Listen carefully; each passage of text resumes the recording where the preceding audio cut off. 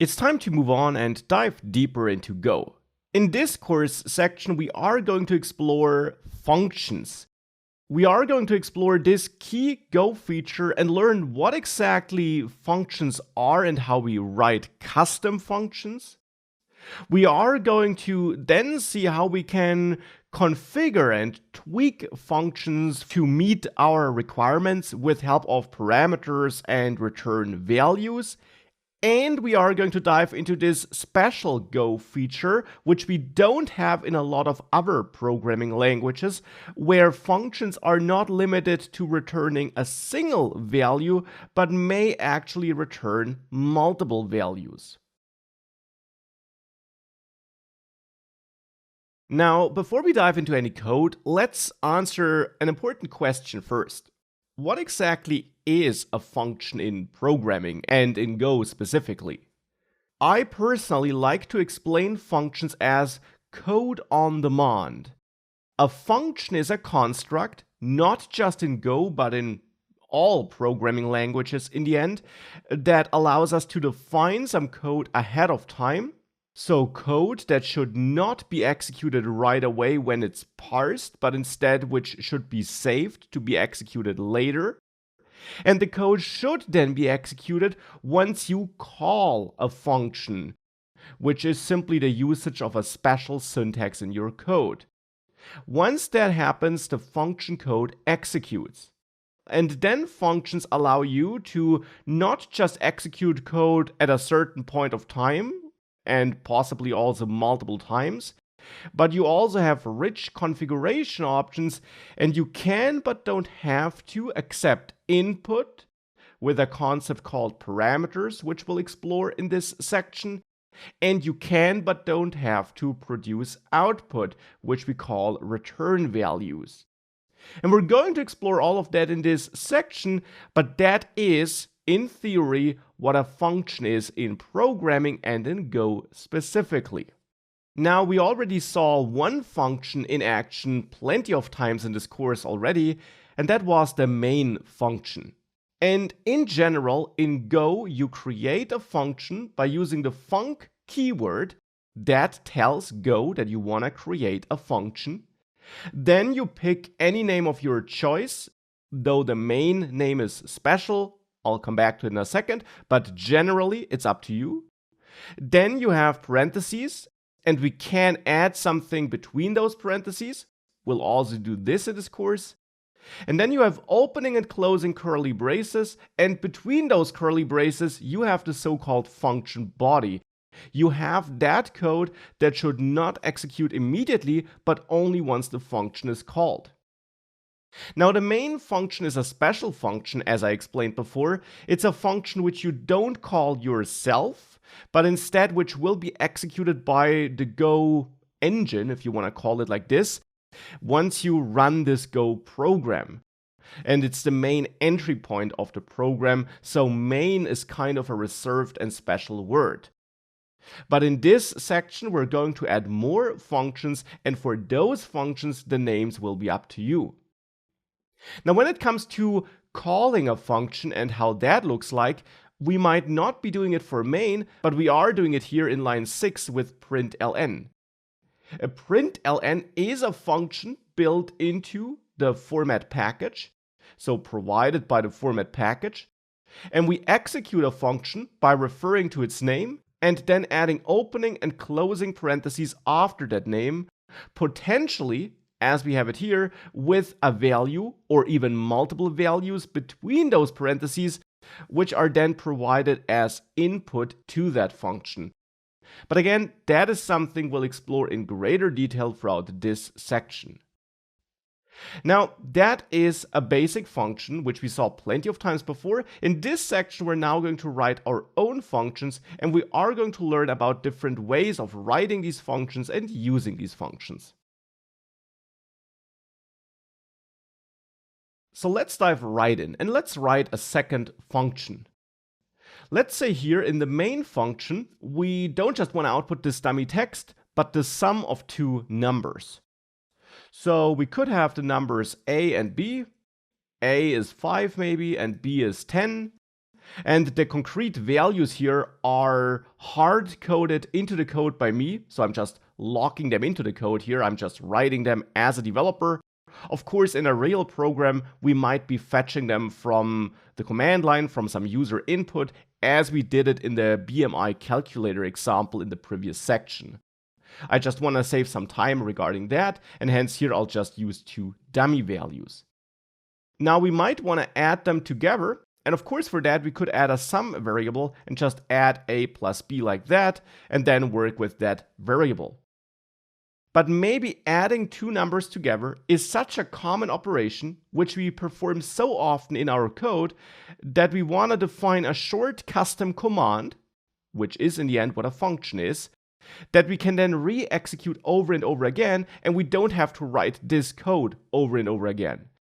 Because of course, for demo purposes, this is a rather simple piece of code, and writing it over and over again wouldn't be too hard, but nonetheless, we might want to outsource it into a custom command, which we can just execute. Also, so that if we ever change this to a subtraction, we don't have to do that in 10 different places of our code, if we had that code snippet in 10 different places. But instead, we only have to do it once in our custom function, and then all the places where we refer to that function will automatically use that updated code. So that could be another reason why we might want to outsource it. And hence here I'll add a second function, and we can add it in front of main or after main. It does not matter. Here I'll add it after main, and I'll name it add. Now I did mention that the function name is up to you, with the exception of the main function, and then the function name should describe what the function does. So in case of variables and constants, you typically want to describe what's stored in the variable or constant. In the case of functions, you instead want to describe what the function does. And if this function adds two numbers, add sounds like a fitting name. Then we add opening and closing parentheses and then curly braces. And now here we could move that code into that function and do that calculation in here. But now we'll face a couple of problems. For example, we have those red squiggly lines on A and B. And the reason for that is that A and B are variables in the main function and therefore only available in there. If you don't define variables as global variables, they by default are only available in the function in which you defined them. And hence A and B are not available in add. Now, of course, we could turn them into global variable so that we're able to use them in all functions, but it's generally not considered a good practice to make all your variables global. Instead, you want to narrow down the scope as much as possible. In addition, this function should also work standalone and not depend on any global variables, because if we would depend on such variables, it would mean that anything that changes those variables anywhere in the program potentially changes how that function behaves. And that's also something we typically want to avoid. And that's where function input, so-called parameters, come into play.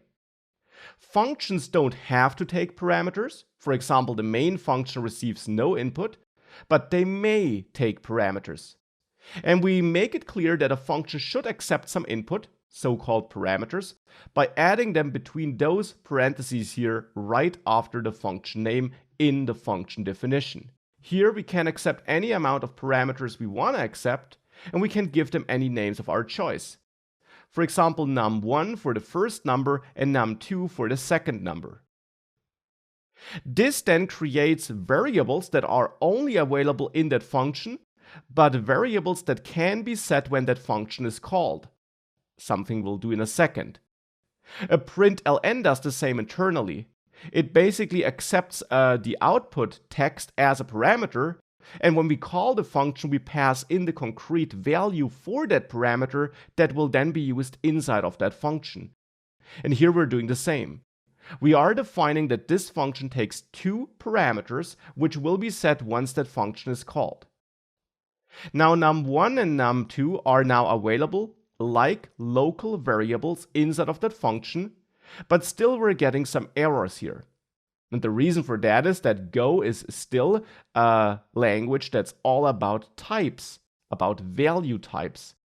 And just as we have to define types when we declare variables or provide an initial value from which the type can be inferred, as it's the case here, we also have to define the types for our parameters.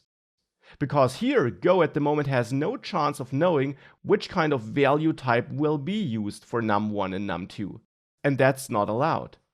So to make it clear which types of values we'll get here, we should again add the type identifier after the parameter name, just as we added after the variable name if we use that longer variable definition syntax we saw earlier in the course. So here I know that, for example, I want to work with integers, and hence here I'll add int after num1 and num2. And now it's clear to Go that we'll get some integer values here. Of course, we could also accept floats if that makes more sense for us here, but I'll go with int. Now with that, we can calculate the sum, which is also of type int since we add two integers. And with that, add does its job. But we calculate the sum, and at the moment, sum is a variable that's only available inside of add. As I explained before, a variable defined in a function is only available inside of that function. We could fix it by using global variables, but as mentioned, that's not recommended. You should avoid that.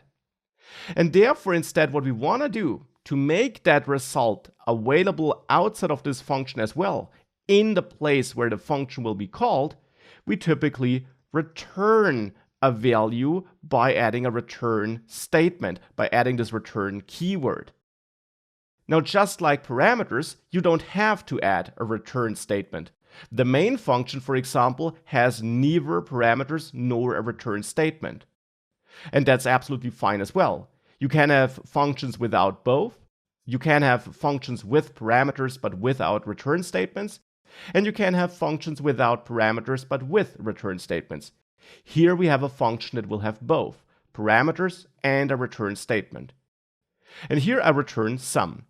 So I return the value stored in this variable. But again, I get an error with that. And the error I get here in the end is that this function, the add function, in the end doesn't expect any results, any returned values.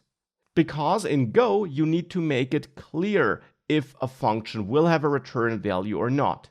And you don't just make that clear by simply throwing in a return statement. Instead, you have to add a little annotation after this parameter list here. Here, you have to define the type of value this function might return. So if this function returns an int, you should add int here. Just as you add the type after a parameter or a variable, here we add the type of value created by the function after the function definition, so after the function name and the parameter list. And now this is a valid function that makes it very clear that it wants two numbers, two integers as parameters, and that it will generate and return an integer. And hence we then have to return such an integer here. And of course, instead of writing this in 2 lines, we could also shorten this and just write 1 line and get rid of that second return statement here. Now we have that add helper function, and now back in main, we could re-add our sum, but now produce it by calling add and passing A and B to add, like that. And then instead of printing this dummy text, here we could output the sum. And that would now be a short first program that actually uses a custom function in addition to that main function to do its work. Of course, it's still a dummy function. As mentioned before, for this simple operation, we could argue whether we want it or not, but it's a great example for getting into functions and to understand how they generally work. And therefore now, if we try to run this module, which I created here, I get 15 as an output here, which indeed is the result of adding 5 and 10 together.